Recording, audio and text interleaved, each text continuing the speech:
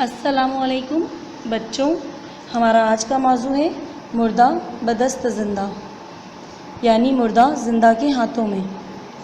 زمانے نے خلوص دلوں سے مٹا دیا ہے، سچی محبت کی جگہ ظاہر داری نے لے لی ہے۔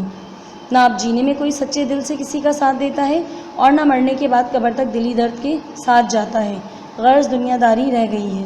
پہلے کوئی ہمسایہ بھی مرتا تھا تو ایسا رنج ہوتا تھا گویا اپنا عزیز مر گیا ہے، اب کوئی اپنا بھی مر جائے تو یہ معلوم ہوتا ہے کہ غیر مر گیا۔ جنازہ کے ساتھ جانا اب رسماً رہ گیا ہے، صرف اس لیے چلے جاتے ہیں کہ لوگ یہ نہ کہیں کہ واہ جیتے جی تو دوستی و محبت کا دم بھرا جاتا تھا، مرنے کے بعد پھر کر بھی نہ دیکھا کہ کون مر گیا۔ اب رہی دل کی حالت تو اس کا بس خدا ہی مالک ہے۔ آئیے میرے ساتھ، آئیے آج کل کی میتوں کا رنگ بھی دکھا دوں۔ اس پیراگراف میں مصنف فرحت اللہ بیگ بتا رہے ہیں کہ زمانے میں خلوص و محبت ختم ہو چکی ہے اور سچی محبت کی جگہ دنیا داری اور دکھاوا نے لے لی ہے۔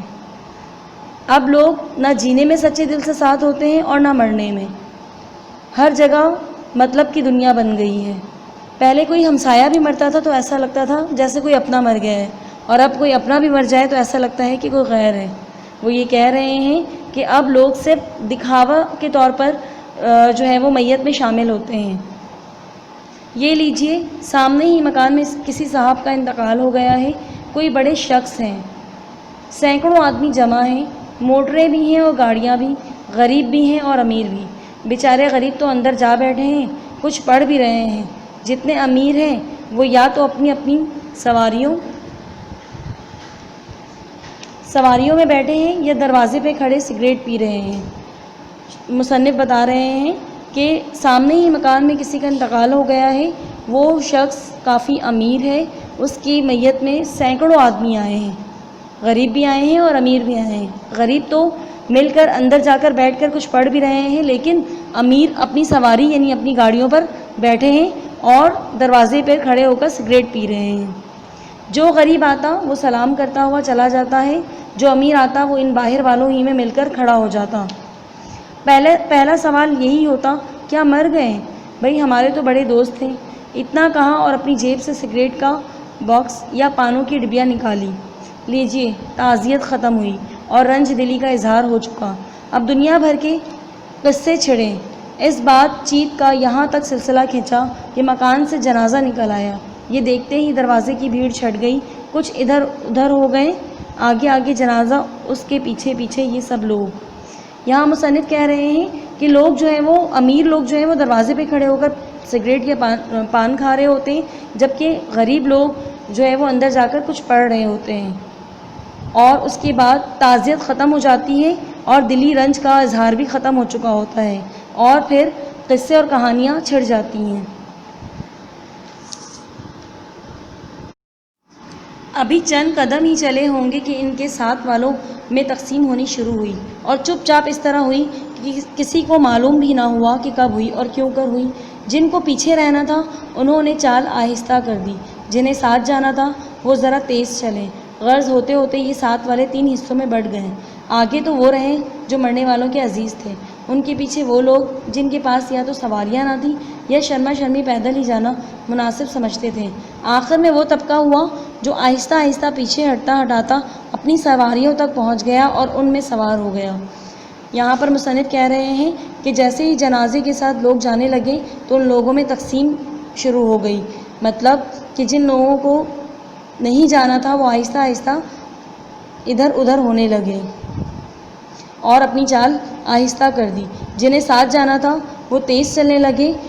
ان میں بھی 3 حصے بڑھ گئے، ایک وہ جو مرنے والے کے عزیز تھے وہ سب سے آگے تھے، اس کے پیچھے وہ لوگ تھے جن کے پاس سواریاں نہ تھیں، اور سب سے آخر میں وہ طبقہ تھا جن کے پاس سواریاں تھیں تو وہ ادھر ادھر ہو کر اپنی سواریوں میں سوار ہو گئے، یعنی اپنی گاڑیوں میں سوار ہو گئے۔ اگر پیدل چلنے والوں میں کوئی عہدیدار ہیں تو غرض مندوں سے ان کو یہاں بھی چھٹکارا نہیں۔ ایک آیا، جھک کر سلام کیا، گھر بھر کی مزاج پرسی کی، مزاج پرسی کہتے ہیں طبیعت دریافت کرنے کو، مرنے والے کے کچھ واقعات بیان کیے اور اسی سلسلے میں اپنے واقعات بھی بیان کر گئے۔ ان سے پیچھا نہ چھٹا تھا کہ دوسرے صاحب آ گئے اور انہوں نے بھی وہی دنیا بھر کے قصے شروع کیے۔ غرض اسی طرح جوڑی بدلتے بدلتے مسجد تک پہنچ ہی گئے۔ یہاں ہمراہیوں کی پھر تقسیم ہوئی۔ یہاں پر جو لوگ شامل تھے وہاں پر پھر ان لوگوں کی تقسیم ہو گئی۔ مصنف کہہ رہے ہیں کہ یہاں پر بھی تقسیم کا سلسلہ جاری تھا۔ ایک تو وہ ہیں جو ہمیشہ نماز پڑھتے ہیں، ایک وہ لوگ تھے جو ہمیشہ نماز پڑھتے تھے، وہ اب بھی پڑھیں گے، اور دوسرے وہ جو نہا دھو کر کپڑے بدل کر اسی جنازے کے لیے آئے ہیں۔ تیسرے وہ جو اپنی واضح داری ایک طور طریقے پر قائم ہے، یعنی نماز نہ کبھی پڑھی ہے اور نہ اب پڑھیں گے۔ دور سے مسجد کو دیکھا اور انہوں نے پیچھے ہٹنا شروع کیا۔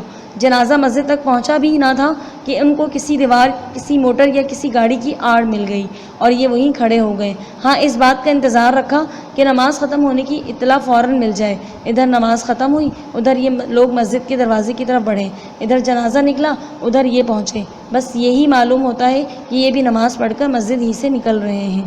یہاں پر مصنف بتا رہے ہیں کہ جو بھی جنازے کے ہمراہ تھے، شامل تھے، وہ یہاں پر بھی تقسیم ہو گئے۔ کس طرح سے تقسیم ہو گئے؟ ایک وہ لوگ تھے جو ہمیشہ نماز پڑھتے تھے اور وہ پڑھیں گے نماز۔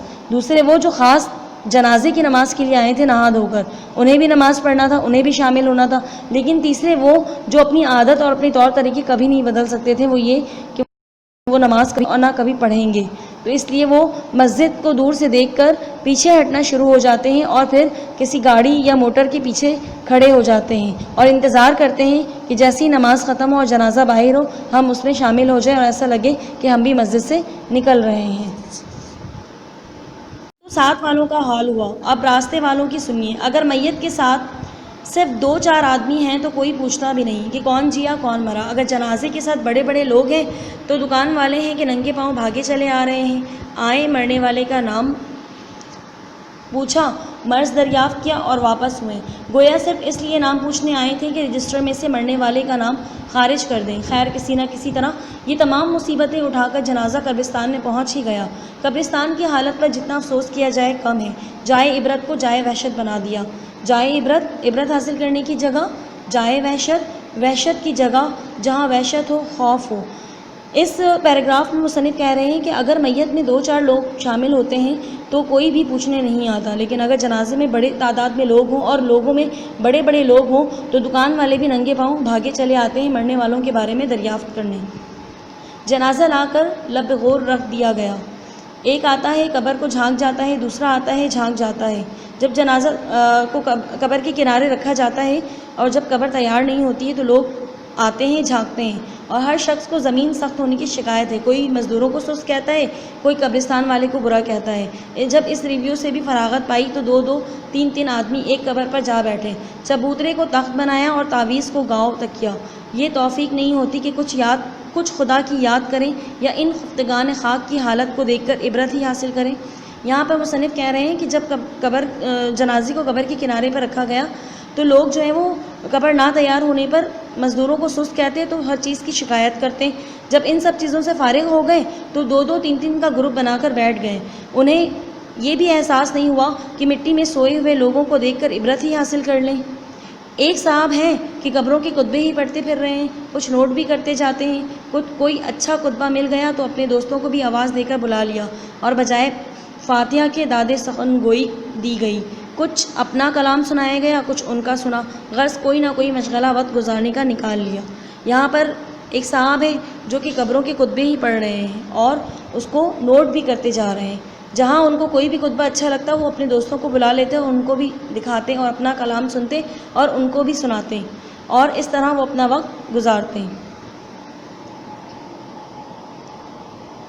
جو لوگ چبوتروں پر متمکن ہیں یعنی قائم ہیں، ان کی کچھ نہ پوچھو۔ ہر چبوترا ایک پارلیمنٹ ہے اور ہر قبر ایک اجلاس۔ دنیا بھر کی خبروں پر تنقید ہو رہی ہے، یعنی دنیا بھر کی خبروں پر اچھے اور برے جانچ کیے جا رہے ہیں۔ دفتر کی کارروائیوں کی بحث ہو رہی ہے، افواہوں کے ذرائع اور ان کی تصدیق و تردید کی جا رہی ہے۔ افواہوں کے ذرائع کو جو ہے وہ تصدیق کی جا رہی ہے اور اس کو رد کیا جا رہا ہے۔ سفارشیں ہو رہی ہیں، وعدے لیے جا رہے ہیں، غرض سب کچھ ہو رہا ہے۔ نہیں ہو رہا تو وہ جو ہونا چاہیے اور جس غرض سے ساتھ آئے ہیں۔ مصنف کہہ رہے ہیں کہ وہاں پر ہر چیز کی خبریں ہو رہی ہیں، ہر چیز کے بارے میں باتیں ہو رہی ہیں، ہر چیز کے بارے میں ڈسکشن ہو رہی ہے، لیکن نہیں ہو رہا تو وہ جس مقصد کے لیے وہ لوگ ساتھ آئے ہیں۔ خیر خدا خدا کر کے خبر آئی کہ قبر تیار ہے۔ کچھ تو اٹھ کر قبر کے گرد جا کھڑے ہوئے، کچھ وہیں بیٹھے رہ گئے۔ ایک صاحب نے قبر میں اتر کر گلاب اور عود چھڑکا، 2 صاحبوں نے میت کو اٹھایا، میت قبر کے منہ تک آ گئی اور قبر کے گرد جو لوگ کھڑے تھے انہوں نے بے تحاشا گل مچانا شروع کیا۔ کوئی کہتا ہے ہاں ہاں ذرا اور جھکا کر، ذرا سنبھال کے، آہستہ آہستہ، بس بھئی، کوئی چیخ رہا ہے، ارے میاں منہ قبلہ کی طرف تو کر دو، اتنا بھی نہیں آتا، بس بھئی بس۔ مختلف فقرے ایک کی زبان سے نہیں نکلتے کہ کچھ سمجھ میں بھی آئے۔ جو بیچارے قبر میں اترے ہیں وہ پریشان ہیں، کیا کریں اور کیا نہ کریں۔ بہرحال اس گل گپاڑے کے ساتھ دوست و احباب اس مرنے والے کو پہلی منزل تک پہنچا دیتے ہیں۔ یہاں پر مصنف یہ کہہ رہے ہیں کہ جب خبر آئی کہ قبر تیار ہے تو لوگ قبر کے ارد گرد جا کر کھڑے ہو گئے۔ جب میت کو قبر میں ڈالا جا رہا تھا تو لوگوں نے شور مچانا شروع کر دیا، کوئی کچھ کہتا تو کوئی کچھ کہتا، اور اس طرح سے دوست اور احباب مرنے والے کو پہلی منزل تک پہنچا دیتے ہیں۔ اس کام سے فراغت پائی تو فاتح کی نوبت آئی۔ ساتھ آنے والوں میں کوئی بھی ایسا نہ ہوگا جو اس میں شریک نہ ہو۔ ہونٹ تو سب کے ہلتے ہیں، مگر شاید 100 میں 20 بھی نہ ہوں گے جو یہ جانتے ہوں کہ فاتح میں کیا کیا صورتیں پڑھتے ہیں۔ فاتحہ پڑھتے ہی سب کو اپنے اپنے گھر جانے کی سوچی۔ یہ بھی پھر کر نہ دیکھا کہ مرنے والے کے اعزا مطلب عزیز و اقارب کون ہیں اور ان کی کیا حالت ہے۔ جیسے ہی سارے کام سے فراغت پائیں تو فاتح کی نوبت آ گئی، لیکن وہاں پر موجود تمام لوگوں کے ہونٹ تو ہل رہے تھے، لیکن بہت کم لوگ ایسے تھے جنہیں بے پتہ تھا کہ فاتح میں کون کون سی صورتیں پڑھی جاتی ہیں۔ جیسے ہی سب کام ختم ہوا تو لوگ جو ہے وہ اپنے اپنے گھر جانے لگے۔ انہوں نے یہ بھی مڑ کر نہ دیکھا کہ مرنے والے کے عزیز و اقارب کی کیا حالت ہے۔ دیکھ لیا آپ نے اس زمانے کے میت کا رنگ، جو میں نے عرض کیا تھا وہ صحیح نکلا یا نہیں؟ اب سوائے اس کے کہ کیا کہوں کہ خدا سے دعا کی جائے کہ اللہ اپنے ان بندوں کو نیک ہدایت دیں، ان کے دل میں درد پیدا کریں، یہ سمجھیں کہ احکام کیا ہیں اور ہم کیا کر رہے ہیں۔ مصنف کہہ رہے ہیں کہ دیکھا اس زمانے میں میت کے بعد کیا ہوتا ہے۔ جو مصنف نے کہا تھا وہ صحیح نکلا۔ اب سوائے اس کے کہ ہم دعا کریں اللہ سے ان اپنے بندوں کے لیے کہ وہ اپنے بندوں کو نیک ہدایت دے تاکہ ان کے دل میں درد پیدا ہو اور یہ اللہ کے بتائے ہوئے احکام پر چلیں اور وہ یہ احکام سمجھے کہ ہم اس دنیا میں پیدا ہوئے تو ہمیں کیا کرنا چاہیے اور کیا نہیں کرنا چاہیے۔ اس سبق میں مصنف زمانہ حال اور زمانہ ماضی کے لوگوں کے بارے میں بتا رہے ہیں کہ پہلے زمانے کے لوگوں کا اخلاق بہت اعلیٰ تھا، جبکہ زمانہ حال کے لوگ دکھاوا کرتے ہیں۔ وہ ایک مردے کی کہانی بتا رہے ہیں کہ جب انسان مر جاتا ہے تو وہ لوگوں کے ہاتھ میں ہوتا ہے، پھر جو لوگ چاہیں وہ اس کے ساتھ کرتے ہیں۔ مصنف یہ بھی بتا رہے ہیں کہ لوگ دکھاوے کے لیے میت میں آتے ہیں اور دکھاوا کرتے ہیں، ان کے دل میں مرنے والے کے لیے کوئی دکھ اور غم نہیں ہوتا، بلکہ صرف دکھاوا ہی دکھاوا ہوتا ہے۔